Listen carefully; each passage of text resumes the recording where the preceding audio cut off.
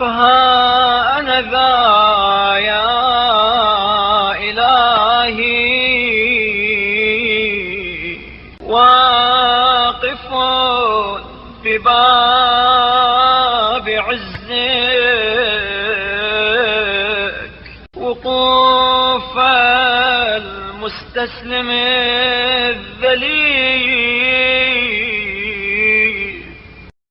اچھا پھر اے میرے معبود، میں تیرے دروازے عز و جلال پر ایک عبد مطیع و ذلیل کی طرح کھڑا ہوں، وسائلك على الحياء مني سؤال البائس المعين، اور شرمندگی کے ساتھ ایک فقیر و محتاج کی حیثیت سے سوال کرتا ہوں، مقر لك بأني لم أستسلم وقت إحسانك إلا بالإقلاع عن عصيانك. اس امر کا اقرار کرتے ہوئے کہ تیرے احسانات کے وقت ترک معصیت کے علاوہ اور کوئی اطاعت از قبیل حمد و شکر نہ کر سکا.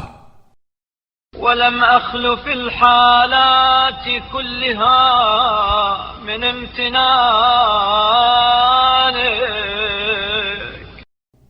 اور میں کسی حالت میں تیرے انعام و احسان سے خالی نہیں رہا. فهل ينفعني يا إلهي اقراري عندك بسوء ما اكتسب؟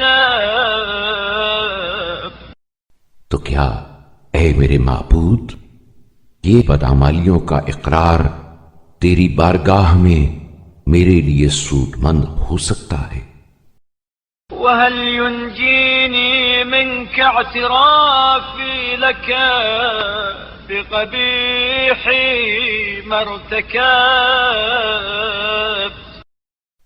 اور وہ برائیاں جو مجھ سے سرزد ہوئی ہیں ان کا اعتراف تیرے عذاب سے نجات کا باعث قرار پا سکتا ہے؟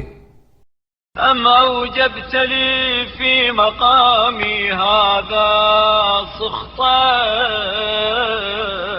أم لزمني في وقت دعاي المقتول؟ یا یہ کہ تو نے اس مقام پر مجھ پر غضب کرنے کا فیصلہ کر لیا ہے اور دعا کے وقت اپنی ناراضگی کو میرے لیے برقرار رکھا ہے.